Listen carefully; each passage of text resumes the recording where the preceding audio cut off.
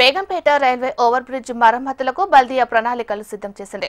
14,60,00,000 రూపాయలతో పై వంతెన పనులకు టెండర్ నోటిఫికేషన్ విడుదల చేసింది.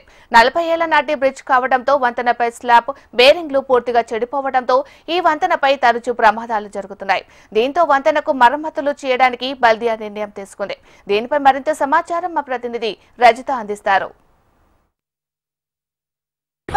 కాలం నాటి బేగంపేట రైల్వే పై వంతెనకు మరమ్మతులు చేయడానికి బల్దియా నిర్ణయించింది. 14.6 కోట్ల రూపాయల వ్యయంతో ఈ మరమ్మతు పనులకు అయితే టెండర్లను ఆహ్వానిస్తోంది. అయితే ఈ బేగంపేట రైల్వే ఓవర్ బ్రిడ్జ్ని 1980వ సంవత్సరంలో అయితే అంటే బేగంపేట నుండి సికింద్రాబాద్కు వెళ్ళే వాహనాలకు ఎలాంటి ఇబ్బందులు లేకుండా కూడా రాకపోకలు జరిగించడానికి ఈ పై వంతెనను నిర్మించారు. కానీ తర్వాత 3 సంవత్సరాలకైతే ఈ పై వంతెన నిర్మాణము పూర్తయింది. 1980లో అప్పటి సీఎం టంగుటూరి అంజయ్య ఈ పై వంతెన నిర్మాణానికి అయితే శంకుస్థాపన చేసి నిర్మాణ పనులను కూడా ప్రారంభించారు. 3 ఏళ్ల తర్వాత ఈ బ్రిడ్జ్ నిర్మాణము పూర్తయింది.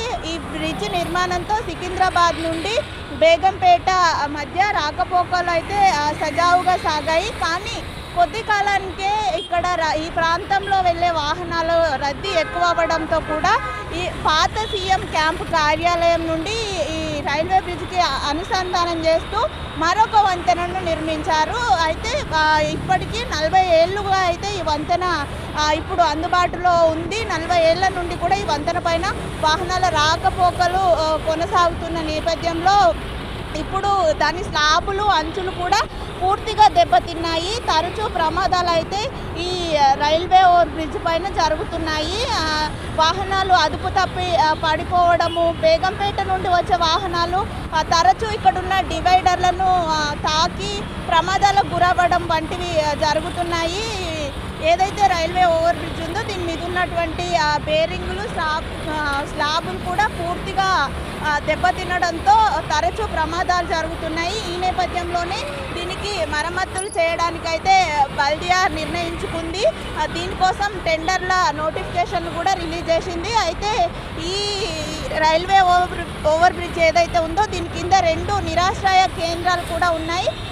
మరమ్మతుల పనుల నేపథ్యంలో నిరాశ్రయ కేంద్రాలను వేరే చోటుకు మార్చే విధంగా కూడా అధికారులు కసరత్తు చేస్తూ ఉన్నారు. దాదాపు 2 సంవత్సరాల పాటు కూడా ఈ నిరాశ్రయ కేంద్రాలను వేరే చోట నడిపేందుకు కూడా ప్రణాళికలు సిద్ధం చేస్తున్నారు. దీంతో పాటు ఆర్కేపురం ఆర్ఓబికి కూడా మరమ్మతులు చేయనున్నారు. దీనికోసం 4.6 కోట్ల వ్యయాన్ని అయితే అధికారులు కేటాయించారు. మొత్తంగా మరో 3 సంవత్సరాల్లో అయితే ఈ బేగంపేట ఆర్ఓబికి మరమ్మతులు చేసి ఏవైతే ఇప్పుడు ప్రమాదాలను తగ్గించే విధంగా అధికారులు ప్రణాళికలు సిద్ధం చేస్తూ ఉన్నారు. మొత్తంగా ఈ బ్రిడ్జ్కి మరమ్మతులు పూర్తయితే ఎలాంటి ప్రమాదాలు జరగకుండా వాహనదారులు సజావుగా ప్రయాణాలు సాగించవచ్చు.